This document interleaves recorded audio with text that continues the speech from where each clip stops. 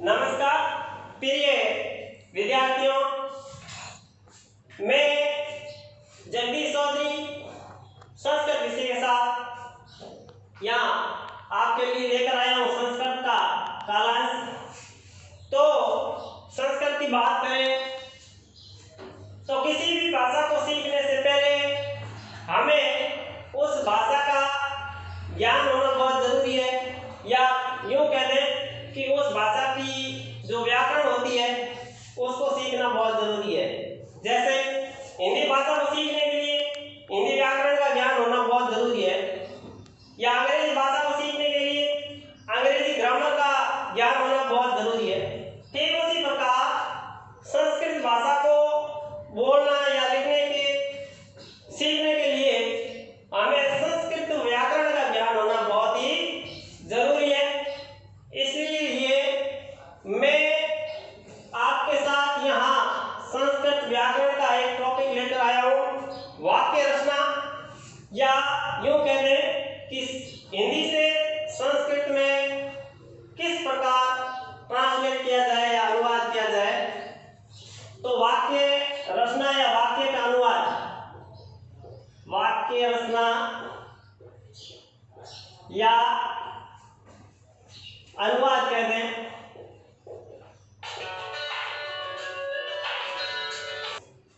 हाँ, तो वाक्य रचना या अनुवाद, तो इसके लिए हमें सबसे पहले जिन जिन व्याकरण के टॉपिकों की जरूरत है, सीखने की जरूरत होती है, वो है सबसे पहले इसमें वाक्य रचना।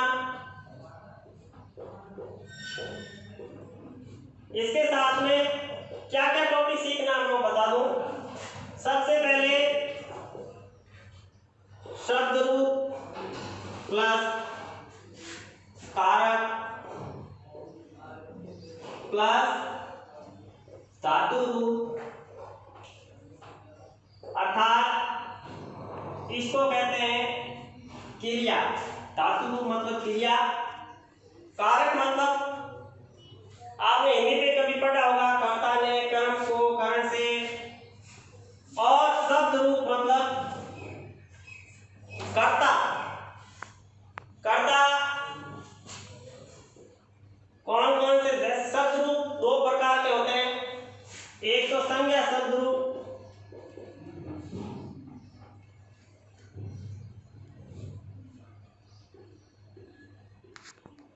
दूसरा होता है सर्वनाम शब्द रूप।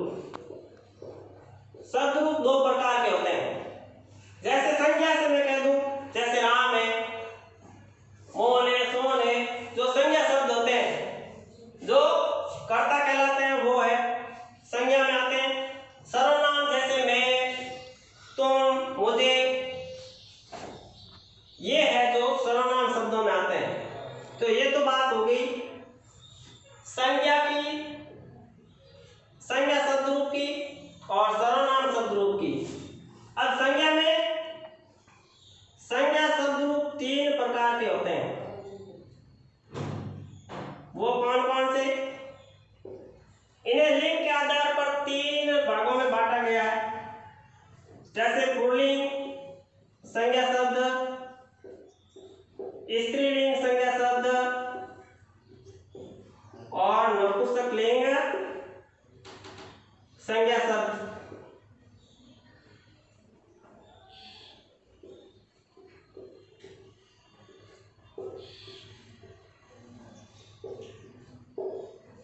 ये हो गए संज्ञा शब्द। अब पुल्लिंग में वे शब्द आते हैं जिनके शब्दों के अंत में, या जिस शब्द के अंत में अकारांत हो, मतलब अ का अंत होता हो, इकारांत हो। जैसे हरि, हरि में सोटी इकारांत, सोटा हो, सोटी री, या ओ यानी ओकारांत। जैसे मैं बता दूं आपको अलग अलग करके, जैसे अ का अंत वाले, जैसे राम, इसमें अ का अंत हो रहा है, इकारांत जैसे हरी है। उसके बाद जैसे उकारांत जैसे ग्रू, ये उकारांत है, ये भी एक पुल्लिंग संज्ञा शब्द से आता है। उसके बाद जैसे ऋकारांत जैसे पितृ शब्द है, ये ऋकारांत में आता है। और उसके बाद ओकारांत जैसे गो, गो शब्द होता है, गो का अर्थ होता है गाय, गाय या बैल। तो ये जो सारे संज्ञा शब्द हैं वो आते हैं संज्ञा शब्द रूप में, और इनके अंत में अकारांत भी है, इकारांत है, छोटा उकारांत है, छोटी ऋकारांत है और औ शब्द है। इन शब्दों का अंत जो हो रहा है, अंतिम शब्द ये जो आ रहे हैं वो आते हैं पुल्लिंग में। ठीक उसी प्रकार मैं बात करूं स्त्रीलिंग की, तो स्त्रीलिंग में भी इसी प्रकार से शब्दों के अंत में सबसे पहले आकारांत, आकारांत में जैसे मैं उदाहरण दूं, जैसे रमा, रमा शब्द है, इस वहां के साथ में आ की ध्वनि आ रही है, आ की मात्रा आ रही है, इसीलिए आकारांत है, तो ये स्त्रीलिंग है। उसके बाद बात करें बड़ी की, इकारांत जैसे नदी शब्द है, ये एक स्त्रीलिंग है, इसमें एक की ध्वनि आ रही है, इकारांत। उसके बाद बड़े ऊ की बात करें, उकारांत,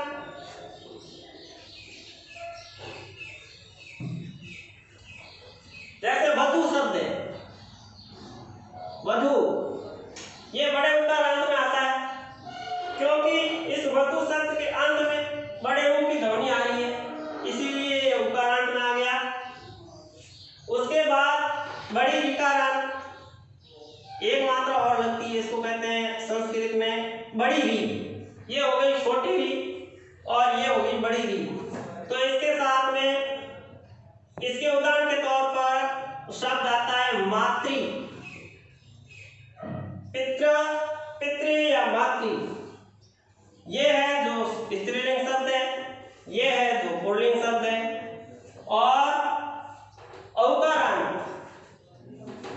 या उसके बाद आता है नपुंसकलिंग,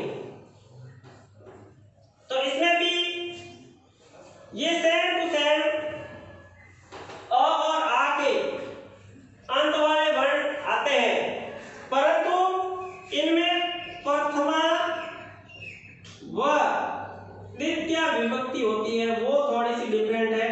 बाकी मैटर जो शब्द रूप है पुल्लिंग स्त्रीलिंग वाले, बाकी शब्द सेम टू सेम आते हैं इसमें, परंतु इनकी जो प्रथमा व द्वितीय विभक्ति है वो अलग आती है। मैं आगे आपको जो शब्द रूप पढ़ेंगे इनमें अपन विस्तार से शब्द रूप जो पढ़ेंगे, जैसे राम शब्द है, रमा शब्द है, स्त्रीलिंग, पुल्लिंग और नपुंसकलिंग में, तब मैं आपको बता दूंगा कि कौन सा शब्द कौन सी विभक्ति प्रथमा और द्वितीय में कितना अंतर है, और बाकी कौन कौन से जो बाकी विभक्तियां हैं वो कौन कौन सी सेम आ रही है पुल्लिंग और स्त्रीलिंग वाली, वो भी मैं आप आगे जब बात करेंगे तब बता दूंगा।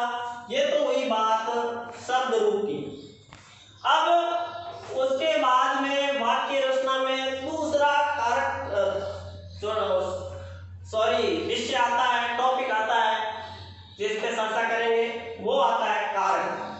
अब कारक आपने हिंदी में भी पढ़े होंगे, वो सेम टू सेम है, इनमें विभक्तियां होती है, जिस कर्ता का कारक में जो भी कर्ता होगा, क्रिया कह दो या धातु, उसी के अनुसार उस वचन और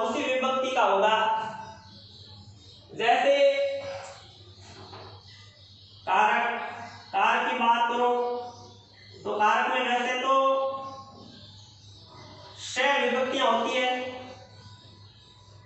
कर्ता ने कर्म को करण से अपादान संप्रदान के लिए संबंध, और संबंध के बाद में आता है अधिकरण, अधिकरण के बाद में आती है संबोधन। ये तो कारक की जो विभक्तियां हैं वो हो गई, और इसको भी मैं विस्तार से आगे पढ़ाऊंगा कि कर्ता ने कर्म को, इसमें कौन सी विभक्ति होगी, कर्म से द्वितीया, उसके बाद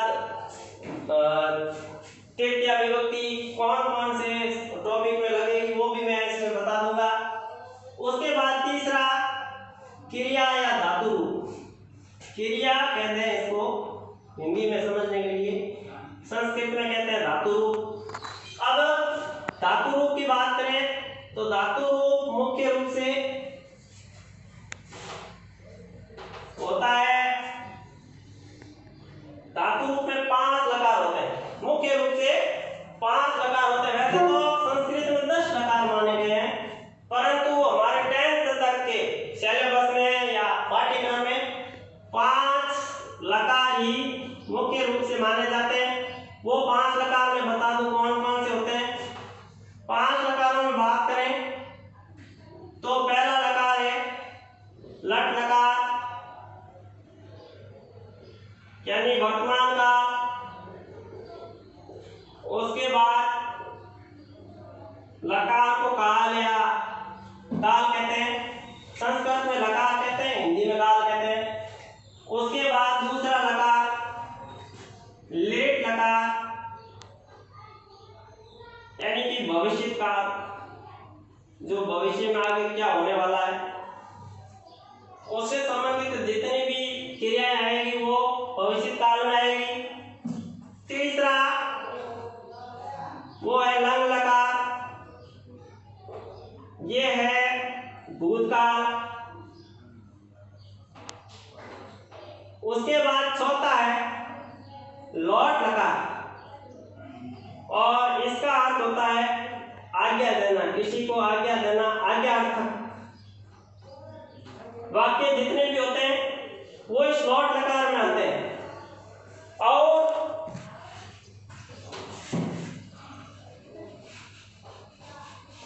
सबसे अंतिम जो है इसकी बात करें तो है वो वृद्धिलिंग लकार। वृद्धिलिंग लकार, और ये जो लकार आता है ये ऐसे वाक्यों में आता है जैसे मुझे पेन चाहिए, मुझे कॉपी चाहिए, यानी कि जो भी वस्तु चाहिए, चाहिए के अर्थ में। आपने कभी पहले 6 वालों में नहीं पढ़ा होगा, 7th 8th वालों में पढ़ा होगा, लकार धातु पढ़ा होगा, तभी उसमें ये 5 लकार दे रखे हैं और उनके अर्थ भी आपने देखे होंगे। तो वृद्धिलिंग में हमेशा उसके पीछे क्वेश्चन में लिखा हुआ होता है चाहिए के अर्थ में, अर्थात हमें किसी दूसरे से कोई वस्तु चाहिए। अगर हम अगले से कोई वस्तु मांग रहे हैं तो इसी लकार की या इसी क्रिया का प्रयोग उसमें होगा। अब ये तो साधारण बात हो गई कि भाई शब्द रूप इतने इतने प्रकार के होते हैं, उनमें ये शब्द आते हैं जिनका अंतिम वर्ण ये होता है। उसके बाद में मैंने कारक बता दिया, कारक में शब्द विभक्तियां होती है, परंतु उनके साथ में जब अपन शब्द रूप देखते हैं तो इसमें कुल संबोधन तक 8 विभक्तियां चलती है। 8वां संबोधन है, 7वीं तक ये विभक्तियां चलती है। और उसके बाद धातु और क्रिया कहते हैं इसको।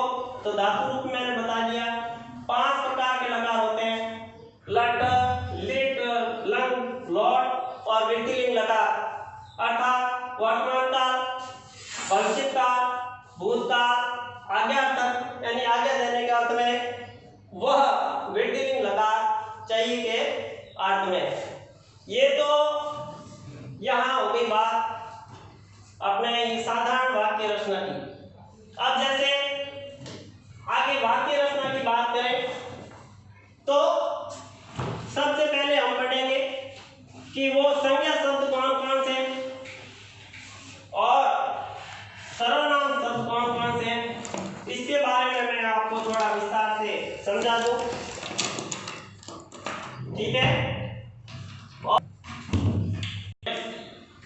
अब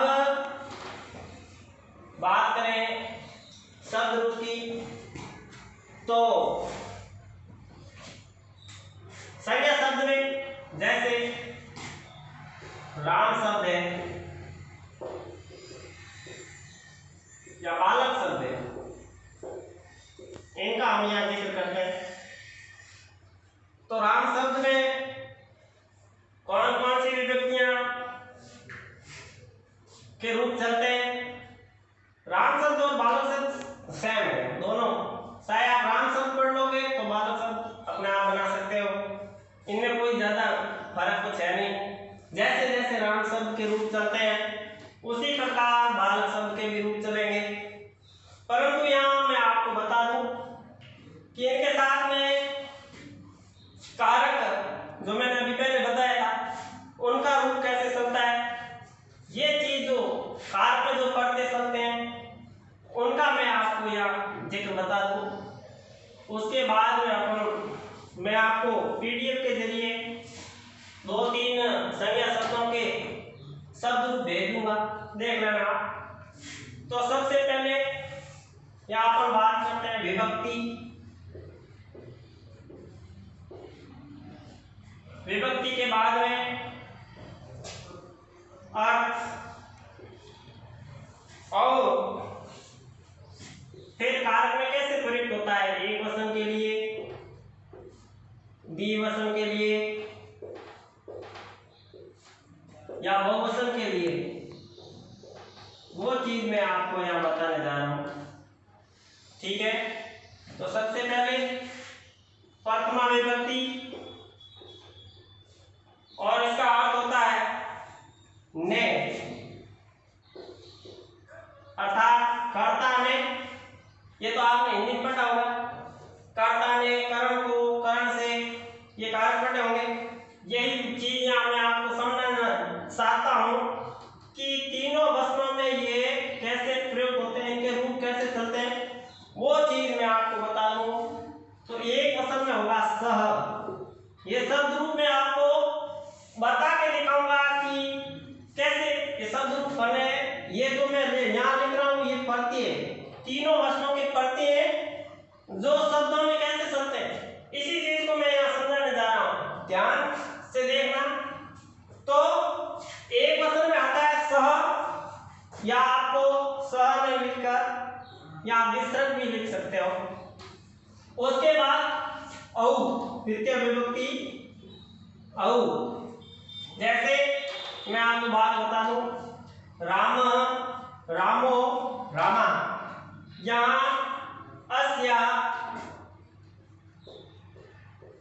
अस या विसर्ग भी लगा सकते हो। ठीक है, अ के साथ में, किसके साथ? अह, रामः, ये तो हो गई प्रथमा विभक्ति की बात। अब आती है द्वितीय विभक्ति। द्वितीय विभक्ति में को, कर्ता ने, कर्म को, हिंदी में अर्थ होता है को। ठीक है, और इसके लिए आता है अम, रामम, अम। उसके बाद वो सेम का सेम द्वितीय विभक्ति वाला औ पढ़ते, और तीसरे में अह। ठीक है, उसके बाद आती है तृतीय विभक्ति। तृतीय विभक्ति में कर्ता ने, कर्म को, करण से या के द्वारा, से या के द्वारा,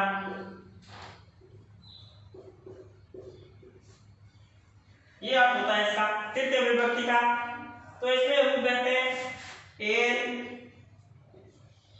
पढ़ते, दूसरा है व्याम, और तीसरी विभक्ति का बहुवचन होगा भी, भी। ठीक है, उसके बाद चतुर्थी विभक्ति में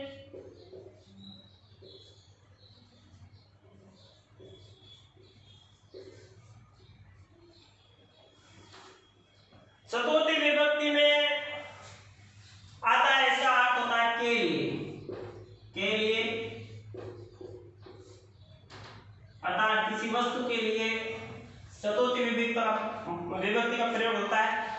और इसमें आता है ए व्याम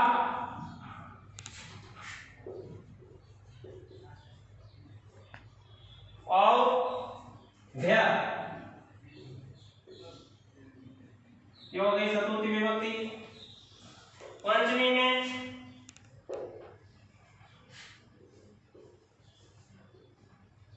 पंचमी विभक्ति के लिए होता है से अलग होने पर, से अलग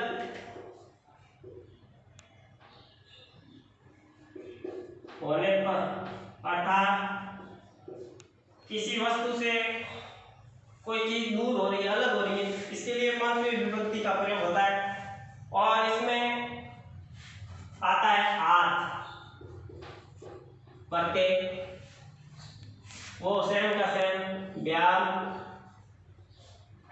ये भी सेम का सेम भ्य। अब आती है षष्ठी विभक्ति। तो षष्ठी विभक्ति में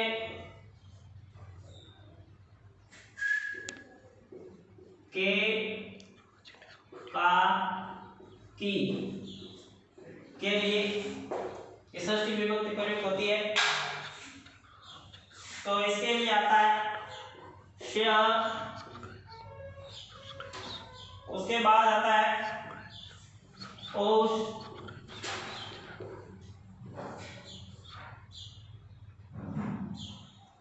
या ओ,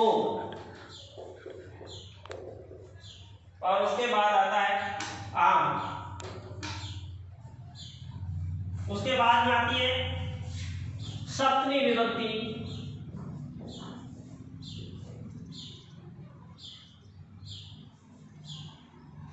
सप्तमी में यहाँ पर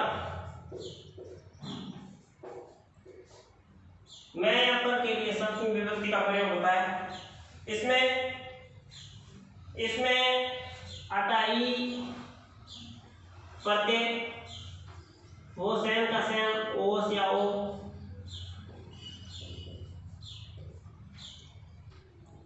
और यहां आ जाएगा शु अर्थात शु। ये तो हो गए आपके इन सातों विभक्तियों के पढ़ते। जब आप राम शब्द बालक शब्द देखोगे तो उनमें ये प्रत्यय राम शब्द के पीछे जरूर लिखे हुए होंगे। आज जब पढ़ोगे राम शब्द देखोगे, मैं जो आपको पीडीएफ के जरिए भेज रहा हूँ, देख लेना आप, ये ही प्रत्यय उस राम शब्द में मिलकर इनका रूप बना हुआ होगा। और ये जो चीज कौन से काल के लिए, जैसे किस किस में प्रयोग होती है, राम ने पुस्तक पढ़ा, ठीक है,